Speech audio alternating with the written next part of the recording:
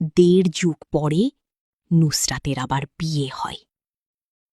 বিয়ের দিনই সে প্রথম কাঁদে। আর মাঝে মাঝে বাবাকে মনে করলে একদিন সে ক্লান্ত মনে কেঁদে ফেলে ঈদের দিন সকালে শ্বশুর বাড়িতে। জীবনে এত আপনকে হারিয়েও যে কোনো দিন কারো সামনে কাঁদেনি, নিজেকে শক্ত রেখেছিল, পাথর রেখেছিল। ধীরে ধীরে সে জীবন যুদ্ধে ক্লান্ত হয়ে কাঁদে অঝরে।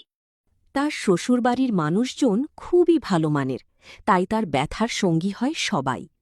নুসরাতের স্বামী ব্যবসায়ী, কিন্তু খুবই ব্যস্ত, সময় পায় না খুব একটা। শুরুতে কষ্ট হয়, কারণ নুসরাতের বিয়ে হলেও বাবার বাড়ির দায়িত্ব শেষ হয়নি। সে যে তার বাবাকে কথা দিয়েছিল তার বাবার শেষ মুহূর্তে সে তার মা ভাইকে দেখে রাখবে।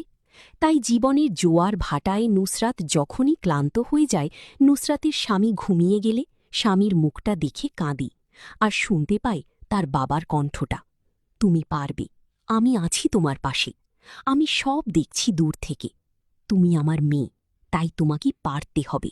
তার গল্পটা হারানোর, চাপা কান্নার আর নিঃশব্দ ভালোবাসার গল্প। তবুও নুসরাত থামে না, যদিও বাবার মতো করে তাকে কেউই বুঝতে পারে না। তার মনের নীরব চাওয়া পাওয়াগুলো অপূর্ণ আছে, তবুও পূর্ণতা পায় না আগের মতো করে, কারণ আব্দুল করিম নেই। কিন্তু তার দেওয়া শক্তিটা এখনও নুসরাতের ভিতরে আছে, নিঃশব্দে, গভীরে, অদৃশ্যভাবে। হয়তো নুসরাতের চাওয়া পাওয়াগুলো না চাইতেই তার বাবার মতো অন্য কেউ পূরণ করবে। হয়তো নুসরাতের কোল জুড়ে একটা সন্তান এলে তার চোখের পানিও হাসিতে রূপ নেবে।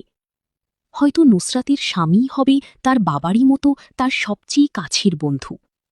হয়তো একটা শব্দ নয়, অনেকগুলো স্বপ্ন, অনেক আশা, যা চাইলেই আল্লাহ পূরণ করে দিতে পারেন।